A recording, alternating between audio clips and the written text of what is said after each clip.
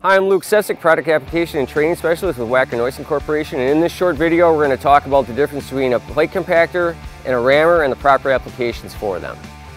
Now the main difference, other than the type of equipment, is going to be the soil type that you're going to be compacting. What we have in front of us here is going to be what's called cohesive soils. This is going to be your clays, your silty clays, the very fine stuff. You can also have mixed cohesive soils where you're going to have a little bit of granular soil and a lot more cohesive soil mixed into it. And then you have granular soils. With granular soils, plate compactors are going to work best, and with mixed and straight cohesive, rammers are going to be your best product for that. After picking out the proper machinery and knowing what soil type you have, you also have to understand that moisture is key and critical for proper soil compaction.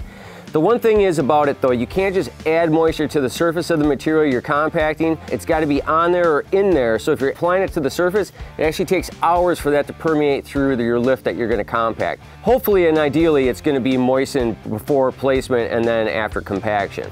But we also have to consider other factors outside of the material and the machine. We got to know the limitations of it. So a plate compactor, whether it's going to be our smallest plate to our largest plate, you're looking at maybe roughly an area about 5,000 square feet for granular soil compaction.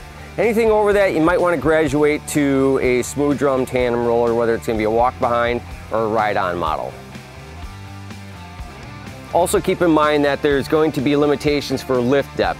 Your lighter plates, your 200-pound class plates, you're probably going to get anywhere between 4 to 6 inches of decent compaction, versus when you get into heavier reversible plates, now you're talking anywhere between 6 to 12 inches of compaction of that soil. So the last thing that you want to keep in mind is the number of passes. Wacker Neuson is going to recommend minimum 2 passes. A pass is going to be going one direction over the material you're trying to compact. Ideally 2, 3, 4 passes may be necessary in order to compact properly. The machine will probably most likely tell you that it's done compacting because it's going to bounce much higher than it would when it's actually compacting and putting the energy in the soil, and it also have a different tone to it.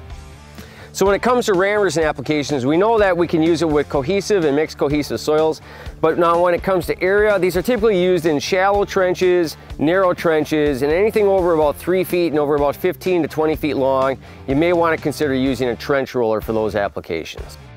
So now we know what the machines are, we know the soil types, we know that we need the proper moisture content, and then we also know the ins and outs of what it's going to be for the area to use it upon, the lift depths, and the number of passes. Those are your critical elements when deciding what type of equipment to use and how to use it properly for the best results.